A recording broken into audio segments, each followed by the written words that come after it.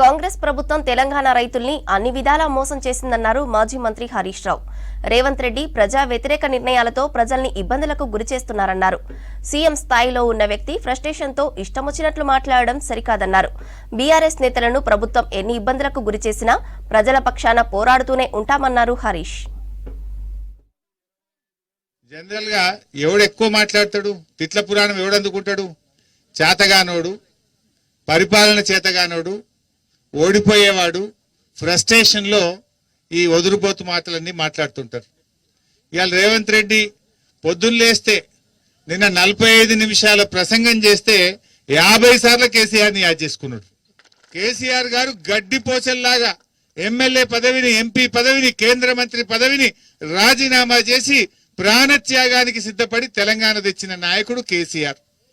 అసలు కేసీఆర్ కు రేవంత్ రెడ్డికి ఏమైనా పొంతనుంటే నక్కకు నాగలోకానికి ఉన్నంత తేడా ఉంటది. కేసీఆర్ తెలంగాణ లేకపోతే నువ్వు పిసిసి అధ్యక్షుడు అవుతావా?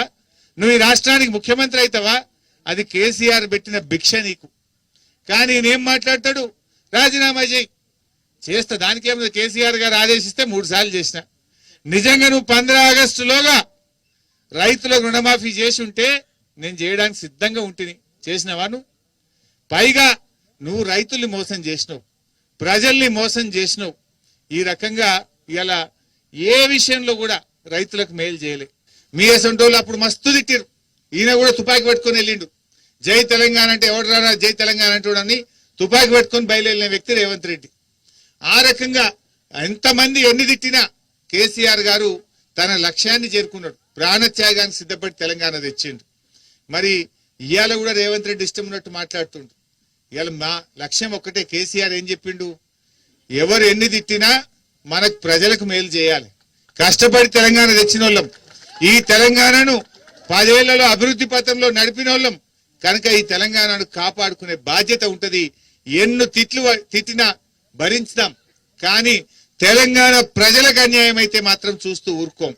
రేవంత్ రెడ్డి మెడలు వంచైనా సరే 6 గ్యారెంటీలు అమలు చేసేదాకా రేవంత్ రెడ్డిని కాంగ్రెస్ నాయకులను ఇడిచిపెట్టాం. ఎట్టి పరిస్థితుల్లో ఇడిచిపెట్టాం. ఆ రకంగా మనం ముందుకు పోవాల్సినటువంటి అవసరం